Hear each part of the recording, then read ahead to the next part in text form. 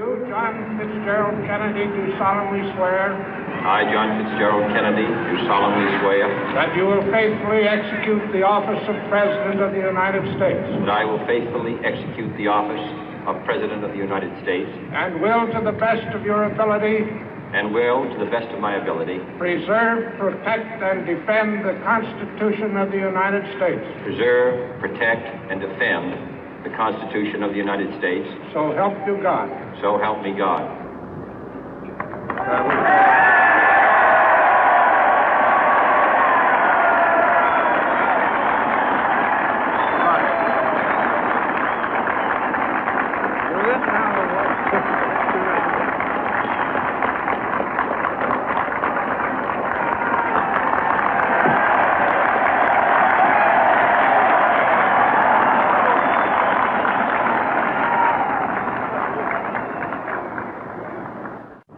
Vice President Johnson, Mr. Speaker, Mr. Chief Justice, President Eisenhower, Vice President Nixon, President Truman, Reverend clergy, fellow citizens. We observe today not a victory of party, but a celebration of freedom, symbolizing an end as well as a beginning, signifying renewal as well as change. For I have sworn before you and Almighty God the same solemn oath our forebears prescribed nearly a century and 3/4 ago.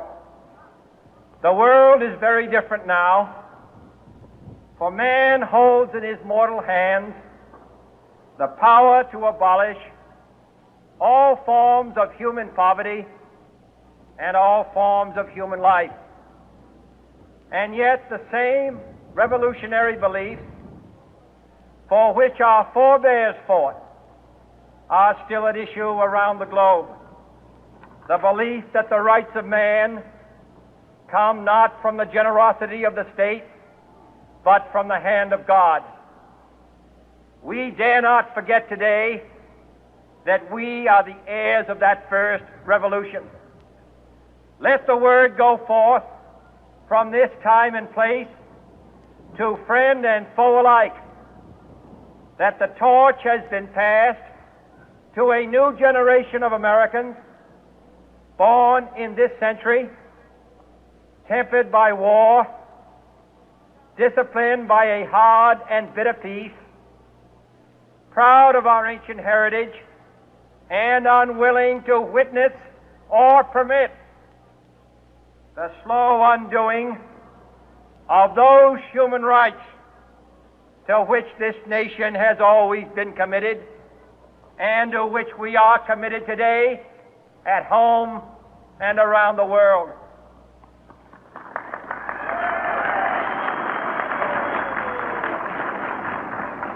Let every nation know, whether it wishes us well or ill, that we shall pay any price, bear any burden, meet any hardship, support any friend, oppose any foe to assure the survival and the success of liberty.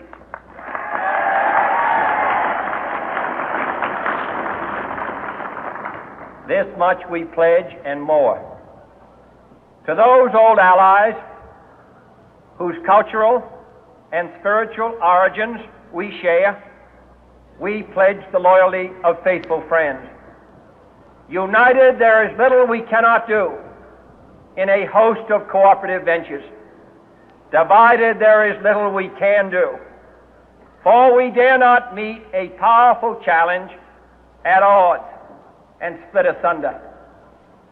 To those new states whom we welcome to the ranks of the free, we pledge our word that one form of colonial control shall not have passed away merely to be replaced by a far more iron tyranny.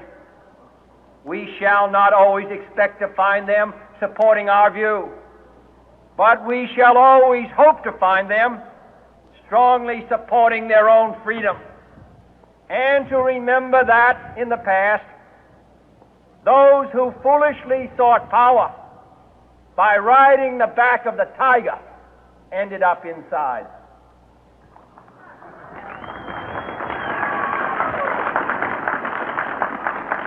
To those people in the huts and villages of half the globe struggling to break the bonds of mass misery, we pledge our best efforts to help them help themselves for whatever period is required, not because the communists may be doing it, not because we seek their votes, but because it is right.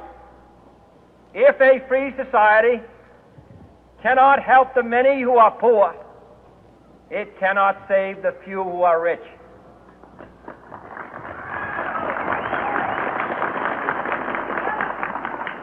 To our sister republics south of our border, we offer a special pledge to convert our good words into good deeds, in a new alliance for progress, to assist free men and free governments in casting off the chains of poverty. But this peaceful revolution of hope cannot become the prey of hostile powers. Let all our neighbors know that we shall join with them to oppose aggression or subversion anywhere in the Americas. And let every other power know that this hemisphere intends to remain the master of its own house.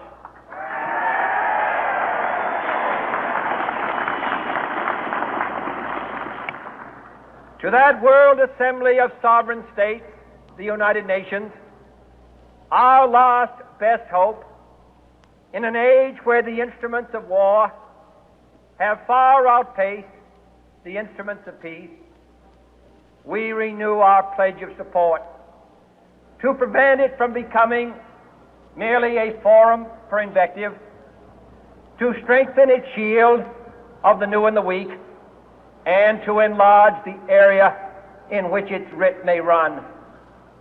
Finally, to those nations who would make themselves our adversary, we offer not a pledge, but a request that both sides begin anew the quest for peace. Before the dark powers of destruction, unleashed by science, engulf all humanity in planned or accidental self-destruction, we dare not tempt them with weakness, for only when our arms are sufficient beyond doubt can we be certain beyond doubt that they will never be employed. But neither can two great and powerful groups of nations take comfort from our present course, both sides overburdened by the cost of modern weapons, both rightly alarmed by the steady spread of the deadly atom, yet both racing to alter that uncertain balance of terror that stays the hand of mankind's final war. So let us begin anew, remembering on both sides that civility is not a sign of weakness, and sincerity is always subject to proof. Let us never negotiate out of fear, but let us never fear to negotiate.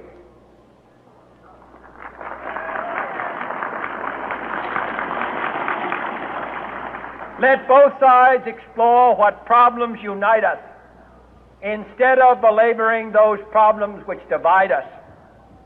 Let both sides, for the first time, formulate serious and precise proposals for the inspection and control of arms, and bring the absolute power to destroy other nations under the absolute control of all nations.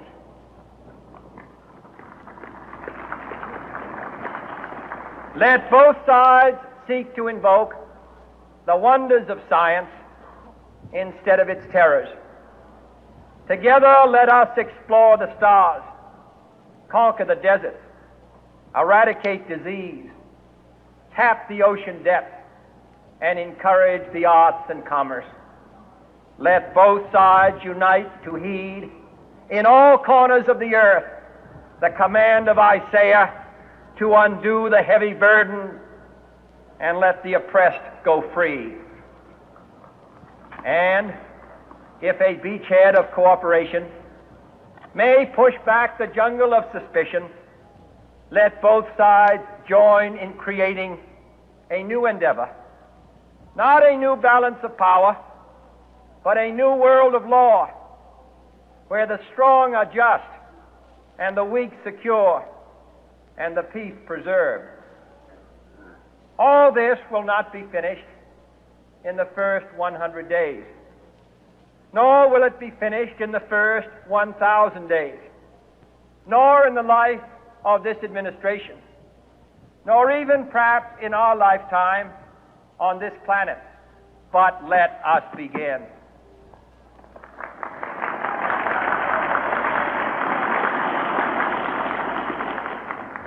In your hands, my fellow citizens, more than mine, will rest the final success or failure of our course.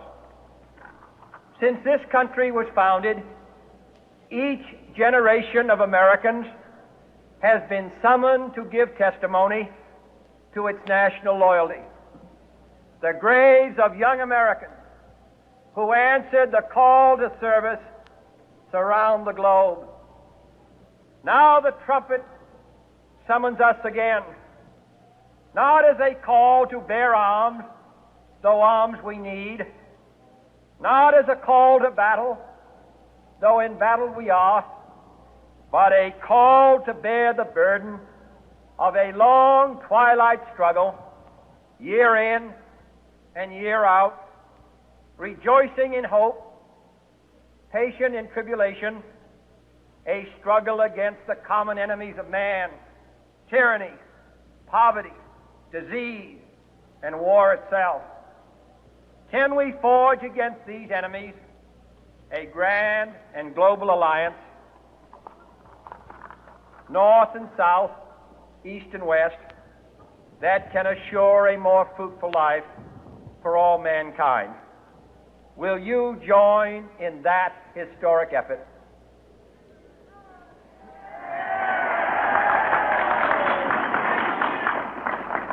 In the long